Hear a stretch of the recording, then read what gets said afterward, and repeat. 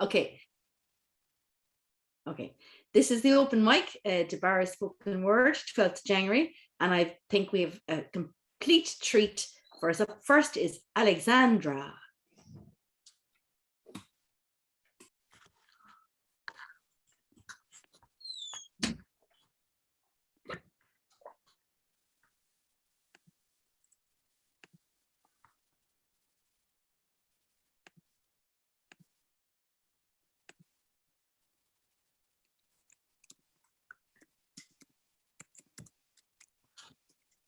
My visions are my torture. My visions are my comfort.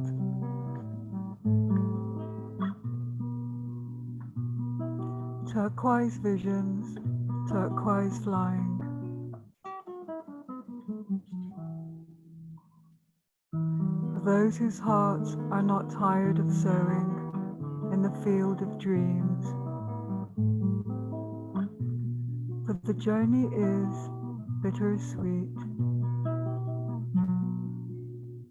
half hurt, half tenderness. Like thorny milk thistle, like sweet smelling jasmine. Accepting variety and different behaviors. Going beyond wrongdoings and right doings into new and more thriving harvests. My visions are my scrambling ascent. My visions are my sacred conquest. Turquoise visions, turquoise flying. For those whose hearts can admire the phosphorescent hopes of the sunset. For the journey is rugged.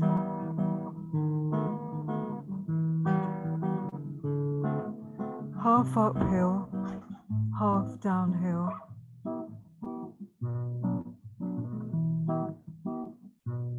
Like bare time in the winter cold. Like bees gathering nectar from spring blossoms. Evoking the rain's lament and the sun's caress.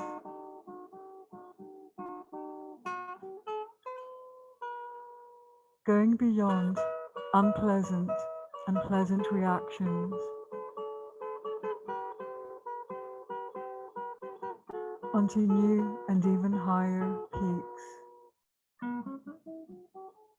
My visions are my futile mirages. My visions are my sweetest oases. Turquoise visions, turquoise flying. For those whose hearts are refreshing fountains of muses' songs. For the journey is uncharted, half tempest, half tranquility. Like a wavy, turbulent sea on a windy day, like crystal, serene waters under the shimmering sun. Sailing over low and high tides. Going beyond traumatic and fond memories. Into new and longed for harbors. My visions are my lightning duty. My visions are my radiant basking. Turquoise visions, turquoise flying. for those whose hearts shine brightly through storms. For the journey is evolving,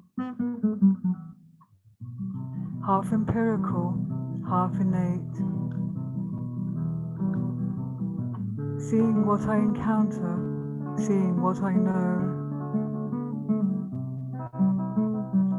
Painting the world in dark and iridescent hues. Going beyond detrimental and beneficial beliefs into new and more exquisite rainbows. Our visions are our unmanifested ashes. Our visions are our golden wings. Golden visions, golden flying.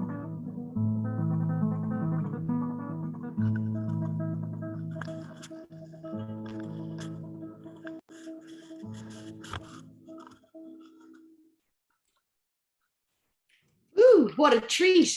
That was a treat indeed.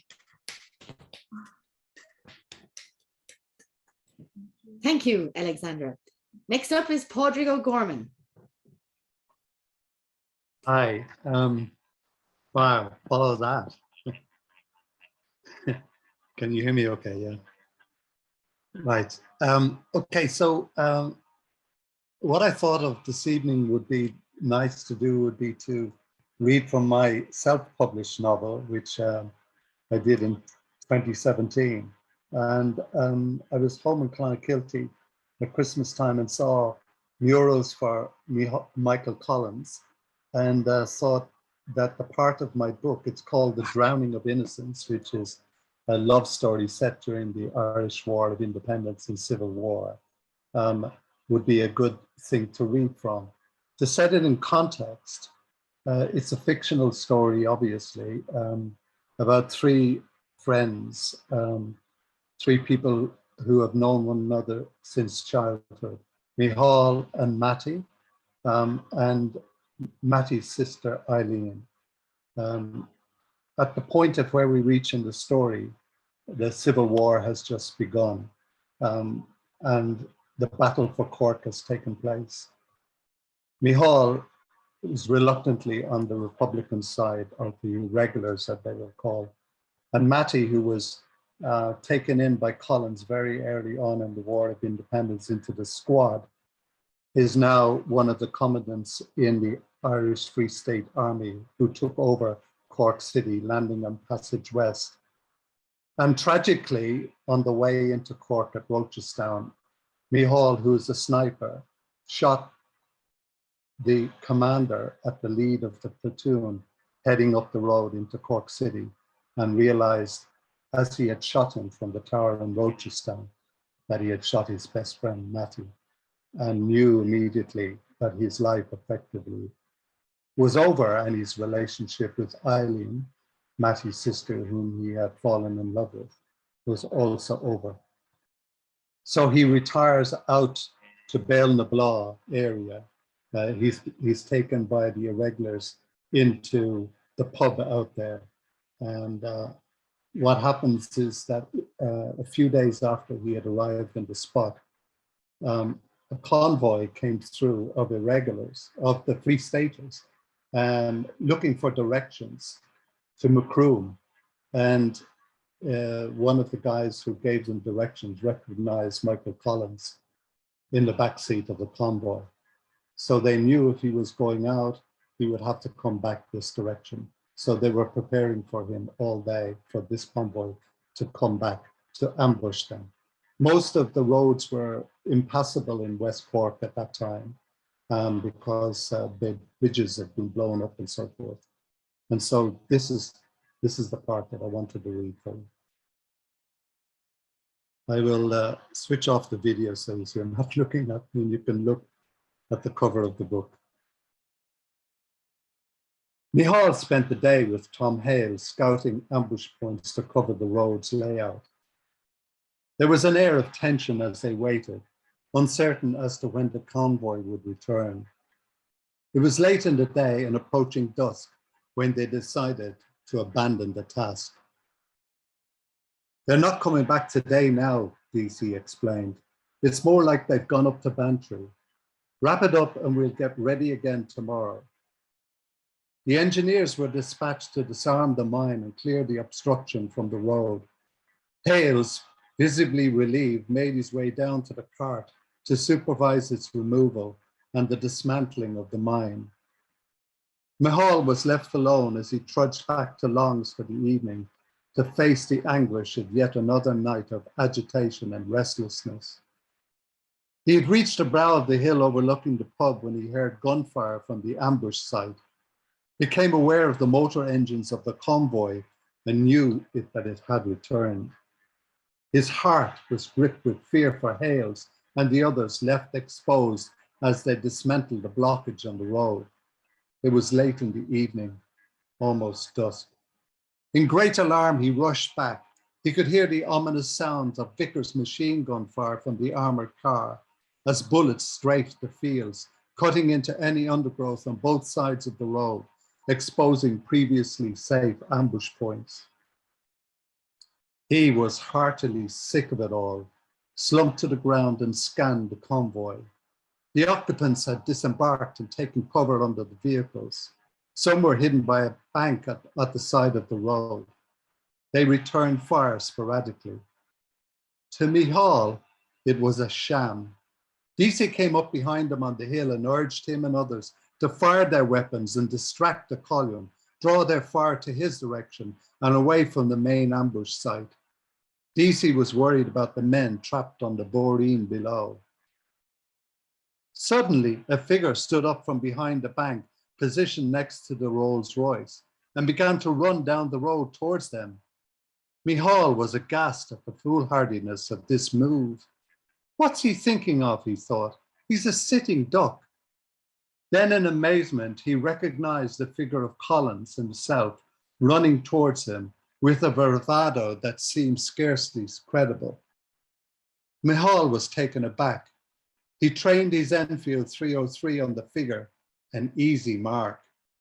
He could hit him fatally and effortlessly from his vantage point. Here in front of him, in his sightline, was his nemesis, the person who had taken Matty away, levered his friend, had turned the bitterness he had felt on his father's death into a powerful, coruscating weapon of destruction. The man who inspired hero worship and unquestioning loyalty, the dividing point, the fissure who had brought the two childhood friends to the tragedy that now dominated his consciousness. A furious rage rose up inside him. It was his moment. He could now blow away the memory of Matty's death with this apocalyptic slaughter, consigned to oblivion the moment when Collins had entered their lives. He took careful aim, pressed gently on the trigger, and then realized in an instant that he could not do it, could not follow through, and was paralyzed into inaction.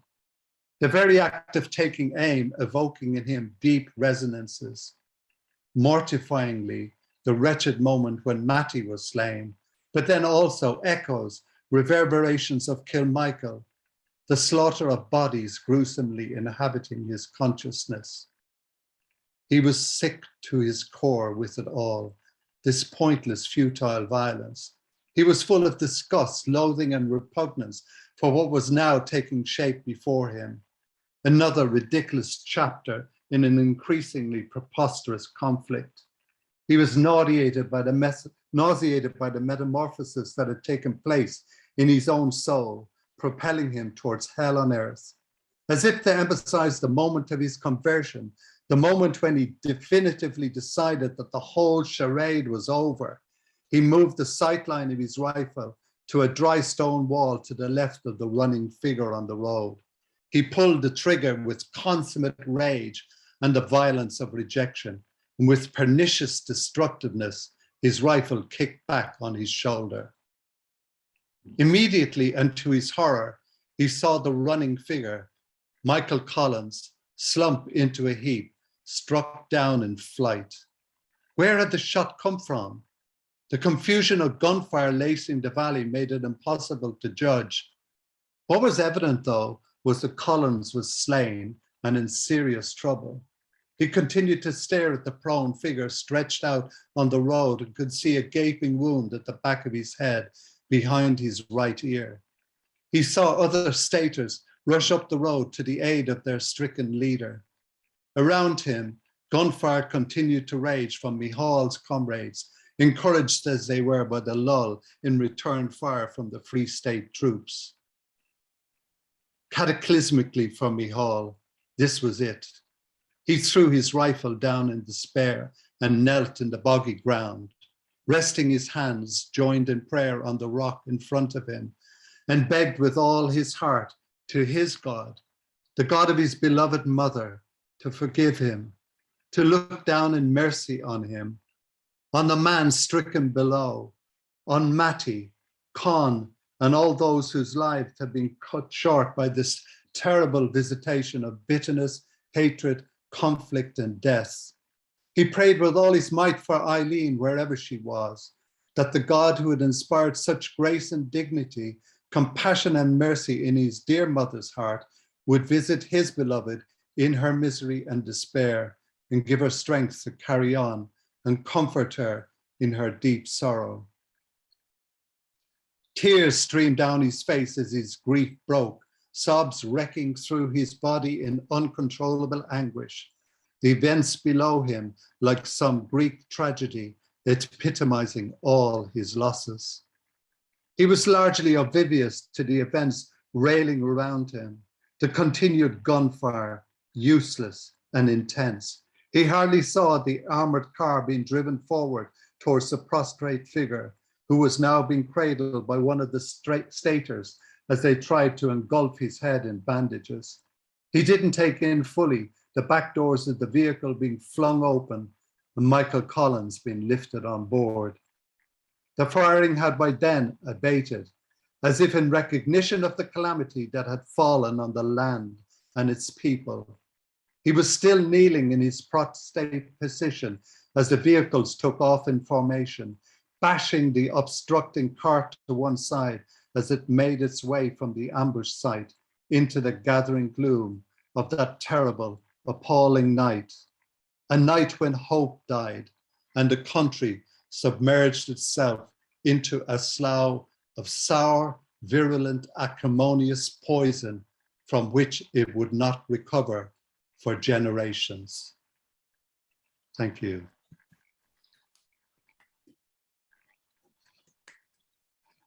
Well, the first thing I want to say, Padraig, is that you have a fantastic audiobook voice. So I hope you go down that route. And thank you. Second of all, there's a Michael Collins Museum near Timadeague, so I hope your books are in there as well. I don't know whether they would be that popular in there. He doesn't come out of it all that well, I'm afraid. Look, we have to have balance and everything. So well, thank you, Padraig. Okay, thank you. Next up is Stan, my man. Thanks, Catherine. I wouldn't worry too much, Padraig, about how Michael Collins comes out of it. History needs balance as well. So I'd say try and get it in there. No, I've been actually very quiet with reading my poetry for quite a while now. No idea why. But I've decided that it's time to reverse that process. But I have been writing quite a bit of poetry, actually. The same process, the found poetry that I've become very fond of. So this one is entitled The Stand-Up Creations Tuesday Morning Remolding of the Loneliness of a Long Distance Drinker, which is a song by the Pogues. You have to say it's just wonderful that Shane MacGowan wrote a song called The Loneliness of the Long Distance Drinker. This is the poem, constructed as always using song titles, all song titles of the Pogues. 4 o'clock in the morning, big city bells play the song with no name, while bright lights shine like a river on the dark streets of London. I'm raw, haunting a no last call drunken boat, sailing on streams of whiskey and a fiesta of sleepless nights. In this outlaw heaven, black is the colour of my small hours. Don't let the bastards grind you down, my sea shanty. Rum, my way to silence, Lorelli, who wants me to slip away, go down in the ground where the dead men go. Yeah, yeah, yeah, yeah, yeah, I say, as I sit down by the fire with a crock of gold. This regatta still has 6 to go. And that's it. Oh, Stan, but you know, you're a poet, but so is Shane MacGowan, I suppose. I should say that Lorelli is a German fictional character who calls seamen to their death. Very interesting. Very interesting. Yeah, I really enjoyed it. It's actually pronounced Lorelei.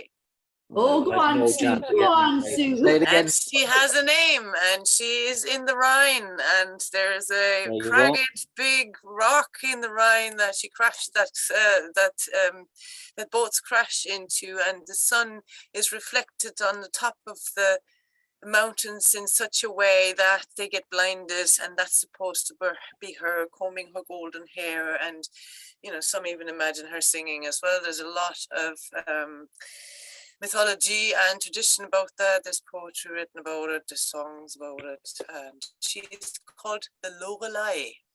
So Lorelei. Dan, I read recently that Shane MacGowan's got new false teeth. He doesn't like them much. It's messing about with his delivery. He got paid to have them done. They did a documentary about him getting them done. So he did, yeah. He's sold out to the man with the suit. So I know. Can you say that name again for me, Sue? Lorelei. Lorelei. Lorelei. I'm just trying. Lorelei. So it's like with the rolled R. It's Lorelei. It's just not Lee in the end. It's Lai. Lorelei. Okay. Lorelei. That's it. Yeah. Thank you so much. Yeah. I feel a poem coming on, lads, about that Lorelei or Lorelei. Next up we have Therese. Thank you. I hope you don't hear our dog in the background. I don't know why he's barking, but he is. It's just been great. Wonderful, wonderful. Oh gosh. Okay. So this poem is called Love Surpasses Knowledge. Knowledge is just a tool to evolve into love. It penetrates deep within, not above us. And you see, parishes are not corporations and sacraments are not commodities.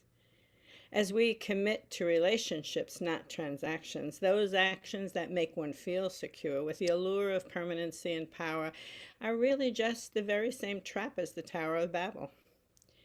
We scramble to secure the myth with self-assertion and self-will to seek a spot reserved high up on the hill. Our unity of voice had lost its aim for just one moment of fame, and in its place confusion reigned. Now, interpreting again and again, we can see at what cost we've lost our humility. It is not enough to know, but in our oblation, our unifying, unimpeded love can flow in our relations, restoring at last the primal grief that ruptured us from the past. So that's one. And this is actually pretty similar and poor. Some of you might have heard it before, I don't know. This is, let's see, sorry about that. No, where is it? Oh, I'm not sure if I've read this at all. There's always a risk.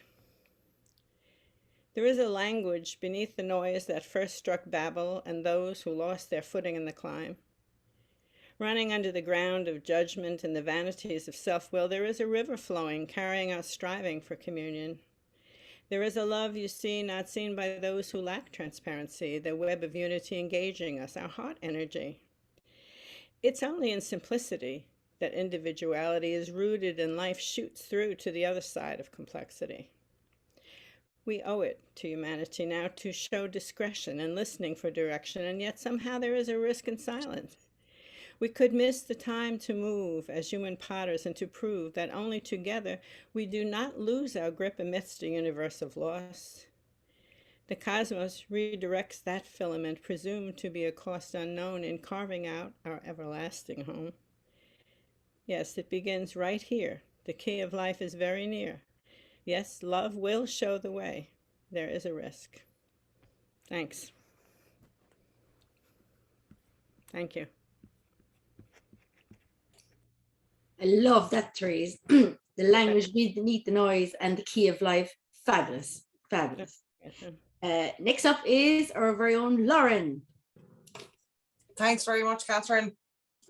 This is a poem. I think you've all probably maybe heard this one before, but it's one of those ones that just won't get finished, and I keep editing it. So I have a new ending. I said I'd try it out. It's short. And a new title too, I guess.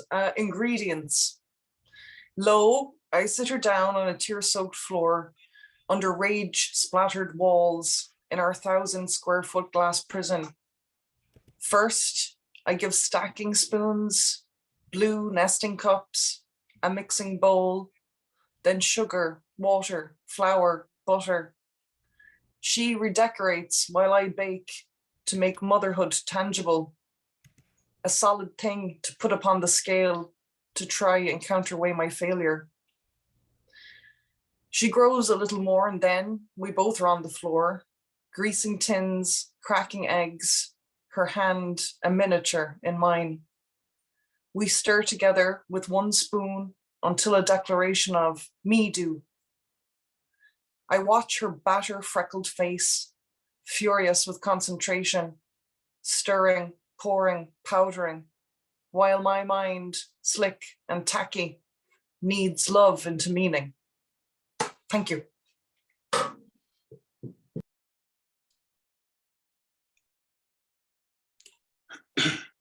Yeah, really like that poem in the Same Pages anthology.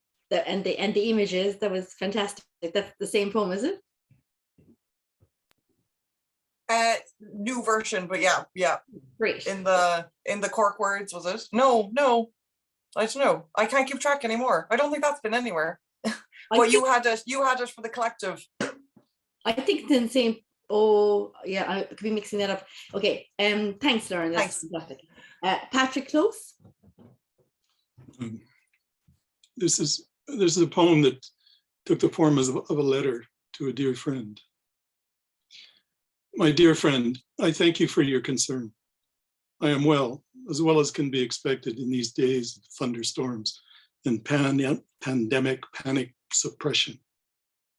Oddly, each day I pass through the door into the world outside, I find myself confronted by the inevitable certainty that I am in some way risking my life and health for milk, cookies, and perhaps a chop.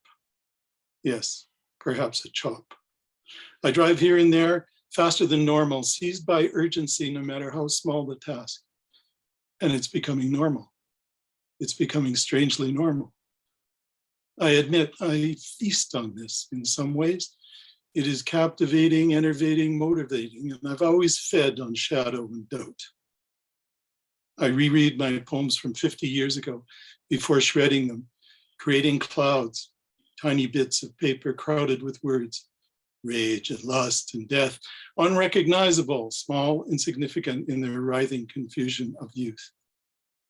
I have a friend in Calgary, perhaps my oldest friend, who calls me often to warn me against myself and the sad music I play, and the sad energy of the paintings and the darkness of the pigments, incessantly necessary to knowing perhaps how important these shadows are to me and to the process. Remember, my friend, I am well, sometimes nearing contentment. The paintings come quietly, quickly, urgently painting themselves as I watch from another place in silent wonder. Each day I inch closer to that contentment. The photographs I make mark the days showing only the black and white of each day in the life, the small things seldom seen, an amusement perhaps, one that will end soon. 100 photographs will probably be enough. Forgive this form. I write as I think, no more, no less. I think of you often, the Canadian grasslands surrounding you and your work, waves passing in wind and thought. Tomorrow, I begin a new painting. Take care, my friend. Raise a quiet glass to us, to friends, to artists all. Thank you. Wow, Patrick, what a painting. What a painting in words. To warn me against myself and important shadows. Wonderful, wonderful. Next up, we have got our very own Margaret O'Regan.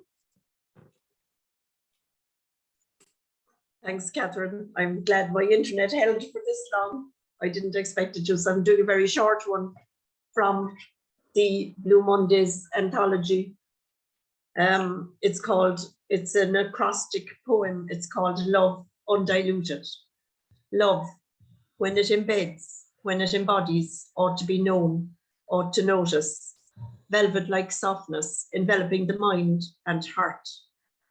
Under the skin under the rim, naked desire seething within, dreamily sending high voltage signals in sparks and synapses, connecting, lustily fusing, cylinders firing, undulating, free-floating filaments, terminal throbbing, primed and longing, excitedly rushing towards neurotransmission, dripping, gushing in rapid release.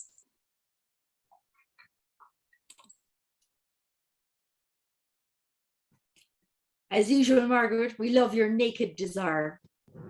And next up is Mags Creedon.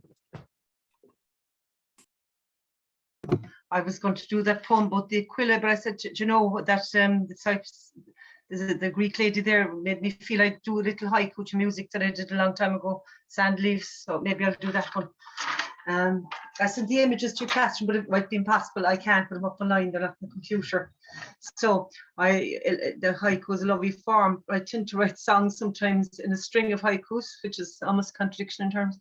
I might do 6 haikus. This one is a 10 haiku song, but I just kind of like the form of it. So it was when I was on the beach in Roundstone with my sisters, and they walked away from me, and there was this opal light, and it was just sand and opal and aqua colors as the very kind of opalesque kind of sun went down, and on the leaves on the beach was leaf patterns from the trickles of water. They were incredible, beautiful vine leaves on the sand.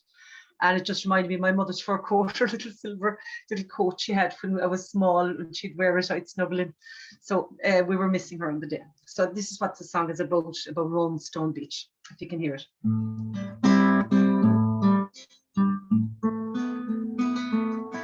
When moon rocks beached on Roundstone, dunes of milk white sand, moved with silk and hourglass sound. They spun a stream of silver beams that curved and grooved to weave a vine of sand leaves there. Micro aqueducts draw back galactic light to sparkle on the tips of waves. Silence now for rainbow sheep who sleep in grassy fleece on blended wisps of setting sun. My sisters disappearing cast wide horizons while I trail behind with sand leaves. Silver mink for moonlight sky, cast an open arm, mind the waters for mother pearls. Cup your hands to warm the waters from mother pearls. Lunar pools of tides receding, cast me back in time, hold me back in coldest hands. Curled up like a kitten in a filigree brooch, a leaf on her lapel. Old souls walk the moonlight night, stranded to on Roundstone. They trace back time with me on sand leaves, on sand leaves, on sand leaves with you.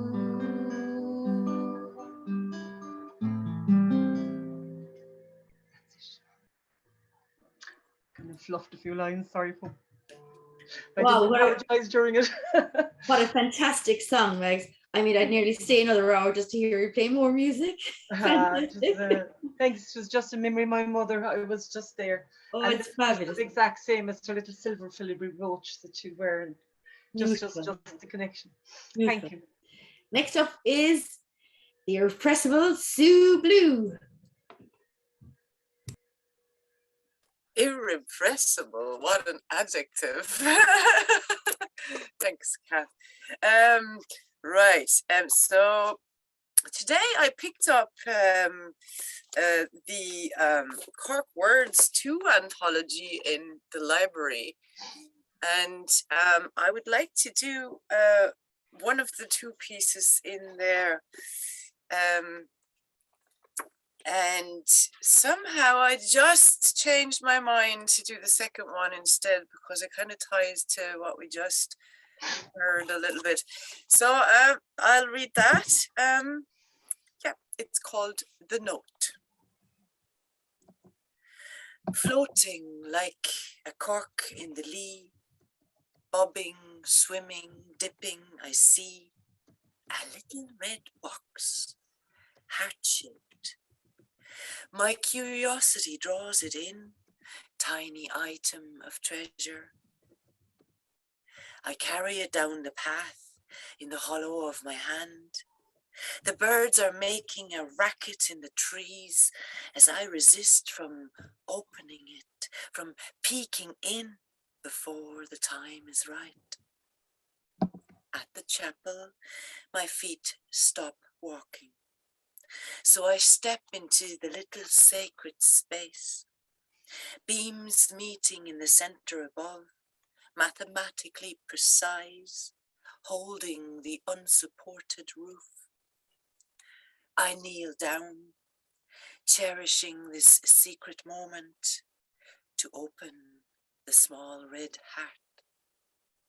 And in the silence of the evening, a silver light note escapes, siren-like, rising from the box into the acoustics of the chapel, reverberating in notes of mathematical precision, creating harmonies of the river's flow, the trees' mighty crowns, and the flight of the birds.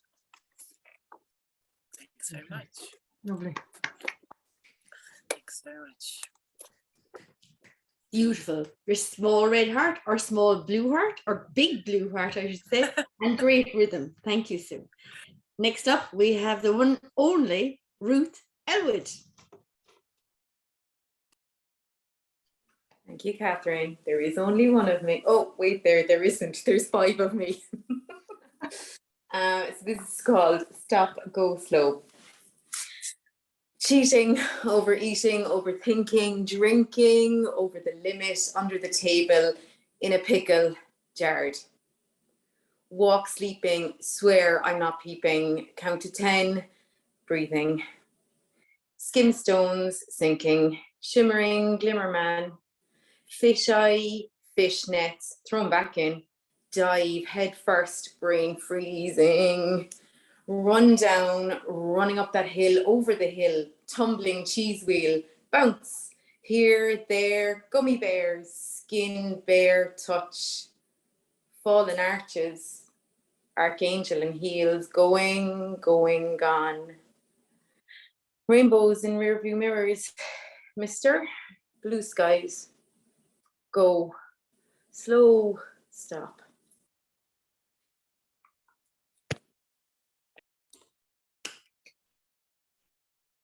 Brilliant, Ruth. You are our very own archangel in heels. Now, anybody else to read before I'm going to read? Shake your hands widely if you want to read. Okay. So because of the fortnight that's in it, I'm going to read my first fortnight poem. It's Let Me Tell You How I Am.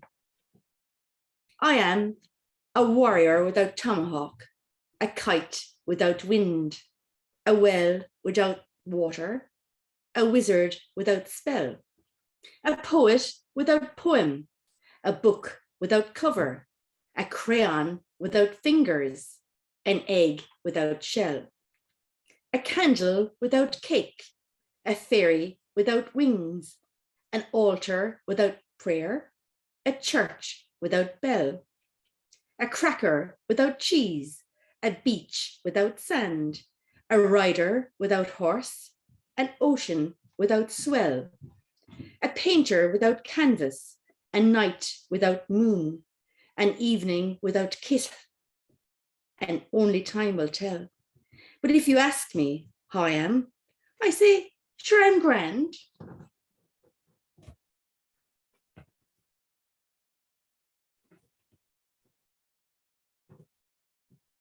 And that concludes this evening's open mic.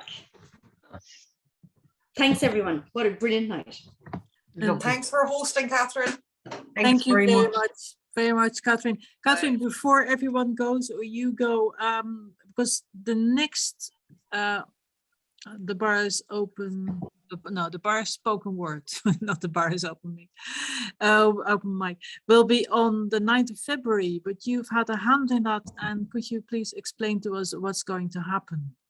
No, we're going to have a fantastic workshop with the incredible Matthew Geedon, who is such a fantastic teacher and workshop and facilitator on all levels. He's writer in residence for the last 2 years with Cork County Council. And I'm so excited to announce that the workshop is going to be on titles.